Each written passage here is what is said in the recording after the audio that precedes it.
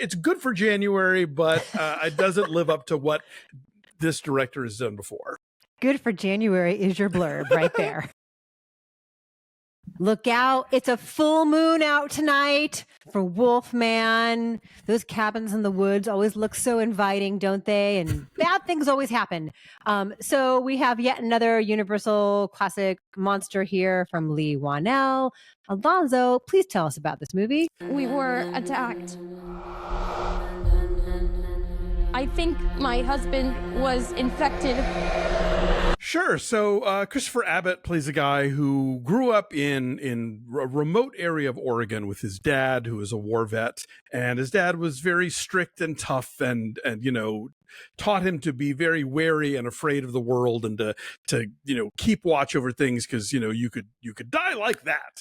And we cut ahead 30 years to Abbott being a father himself to a young daughter played by Matilda Firth, and trying to be more warm, more compassionate, but still firm.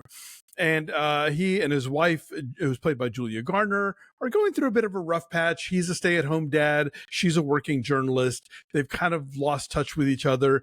She's kind of lost touch with their daughter.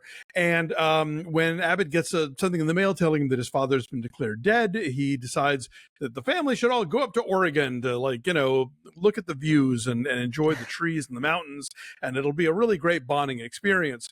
What it is, unfortunately, is a chance to once again encounter the lost hiker who the indigenous population refers to as the face of the wolf, whom he'd already encountered as a kid, but he's still there as now that Abbott is an adult. And before they know it, the family is on the run and trying to stay safe.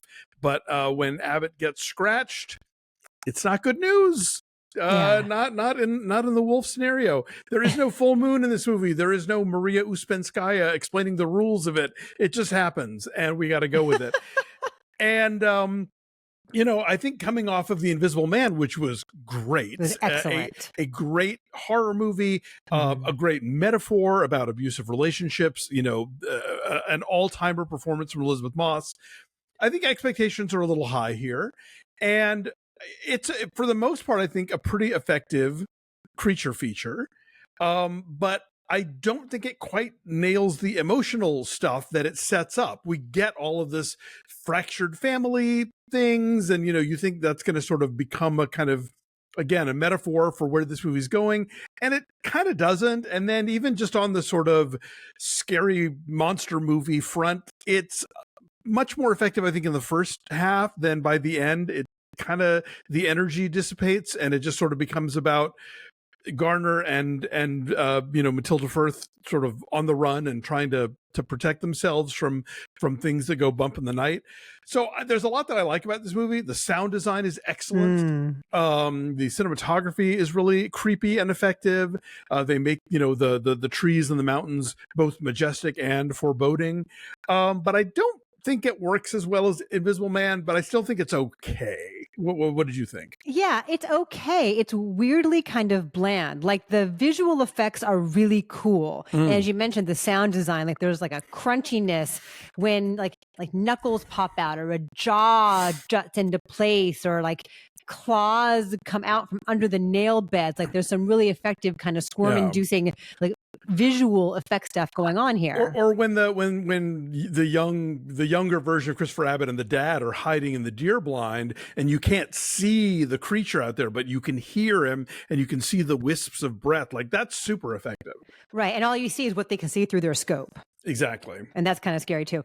So I think you have really serious actors who are willing to go to weird places in the name of like dark storytelling, in the name of horror, in both Christopher Abbott and Julia Garner.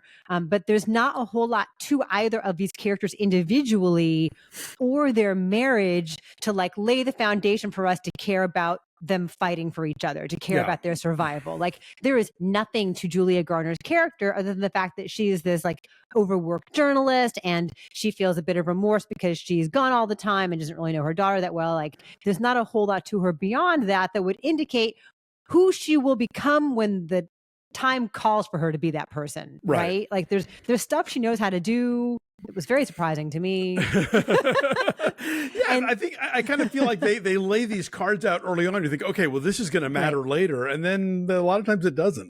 Right, and just the idea of their marriage being fractured, and just how so much horror is about the exploration of trauma, right? And so the fact that their marriage is in trouble, and they have this interesting reversal of traditional gender roles, right? Like she's out there and she's overworked, she comes home late and she's frazzled, and she's distracted, and he's, out with the daughter all day, taking her to ice cream and taking her shopping. Like there's a resentment and a tension that might have existed there that they don't really explore as well as they could. Having said that, once transformations take place, like it's pretty effective.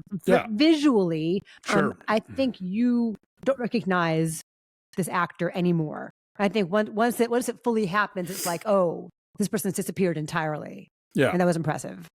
Yeah, no, the makeup and prosthetics are on point, and we've gotten used to, like, with American Werewolf in London, especially the idea of the sort of instantaneous transformation, and this is more like something out of The Fly, where like over the course of this long, seemingly endless night, like it's just bit by bit things are changing, and also we get this POV of what his character sees and hears as he becomes more and more, lupine, and that's really cool. And so again, like I think the craft here is on point, the performances are good, but I think the script isn't nearly as strong as Invisible Man was, because I think they set you up for character things they don't really deliver on, and if they were going to sacrifice the character things in favor of just scaring the shit out of you, great, but even that I think lessens as the movie proceeds, and so I'm weirdly kind of mixed on this. The pacing is not nearly as ramped up as it should be as things get more and more stressful,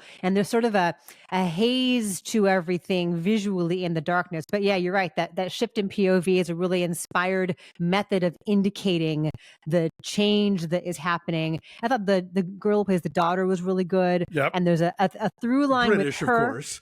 Oh, there you go. There's a through line with her, and there's a bit like an inside joke with her and her dad that has a really nice payoff. Yes, very at the much end. so. That was really well done. So I'm kind of mixed on it too. I'm gonna say like a 5.3.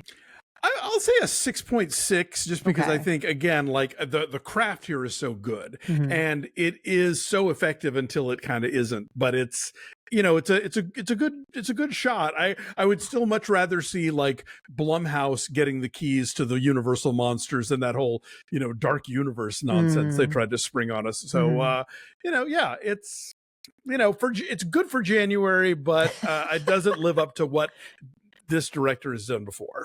Good for January is your blurb right there.